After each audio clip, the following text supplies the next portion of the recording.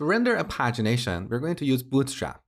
So here on Bootstrap documentation, if you search for pagination, you will find this component, and this gives you this kind of layout. Beautiful. Now here's the markup we need to use in order to render a pagination like this. So we need a nav. Below that, we need a UL with the pagination class and a bunch of list items. Each item should have a page item class and an anchor with page link class. So let's go ahead and add this to our pagination component. So here, instead of returning null, we're going to return a nav. Inside that, we're going to have a UL with the pagination class. Inside that, we're going to have an LI with page-item class. And inside the LI, we're going to have an anchor with page-link class. Now here we don't need href. Instead, we're going to handle the onClick event of this anchor. We'll come back to this shortly. So let's delete this. For now, let's just add a page number here like 1. Save the changes. Back in the browser. Let's make sure our pagination is rendered. Beautiful. So we've got one page here. Now we need to render this dynamically based on the number of items and the page size. So here we need to have an array of page numbers like this, 1, 2, 3, whatever. And then we'll use the map method to map each page number to a list item like this. Now, how do we create this array? Well, in props, we have a couple of properties.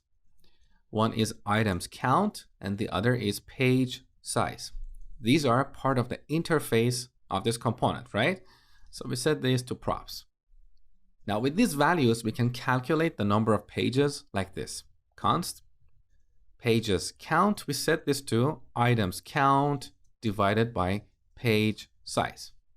So we have the pages count, which can be 2 or 3 or whatever. Now based on that, we need to create an array with numbers ranging from 1 all the way up to pages count. How do we do this? There are different ways. One simple way is to use Lodash, which is a popular JavaScript library with a bunch of utility functions. So let's open up the terminal by pressing Ctrl and backtick. Here we install Lodash version 4.17.10. Make sure to install the exact same version so there are no surprises as you're watching this course. All right, Lodash is installed. Now, here on the top, import underline from Lodash. We could call this Lodash or L or whatever, but underline or underscore is a common convention because Lodash is the optimized version of a popular JavaScript library called underscore. So that aside, now here we need to use Lodash to generate an array with these numbers. So we call underscore.range. Our starting number is 1, and our end number is pages count plus 1. We have to add plus 1 here because this method will not include this end number itself. So if pages count is 4, it will return an array with 3 numbers, 1, 2, 3. That's why we need to add 1 to it to make sure the last page is also included. So this will return an array. We can call that pages. Now we're going to map the items in this array to list items. So pages.map, we get each page and map it to a list item like this. Now finally, we need to render the page number dynamically. So that is page. Let's test the application up to this point.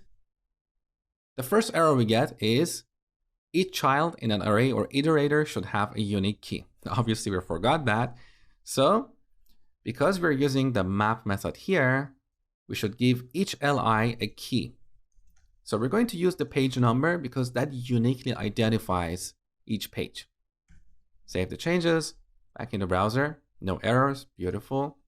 So with total of 9 movies and 4 movies on each page, we should get 3 pages. Beautiful. Now let's take a look at an edge case. Back in the movies component, I'm going to set the page size to 10. Save the changes. So we have 9 movies and 10 items on each page. We get only 1 page. In this case, I don't want to render just this number 1 because it's confusing. So if we have only a single page, we don't want to render anything.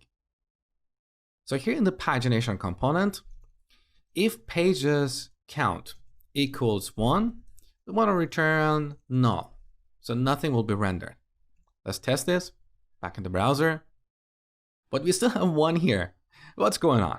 Well, back in the pagination component, let's do a console.log of pages count. Let's see what we get here. As you can see, our page count is 0.9. And that's why we still have the first page displayed here. So if the result of this division is a floating point number, we want to convert it to an integer. To do that, we're going to use math.ceil method. This will return the smallest integer greater than or equal to this floating point number. Now save the changes. Let's test this one more time. Okay, you can see the result of our division is 1. So we have only 1 page, and that's why our pagination is no longer rendered. So we can get rid of this console.log. We're done with rendering the pages. Now we could also add a previous and next buttons here. For now, I don't want to worry about this. Potentially you can do this as an exercise in the future. Next, we're going to work on raising an event when the user clicks on a new page.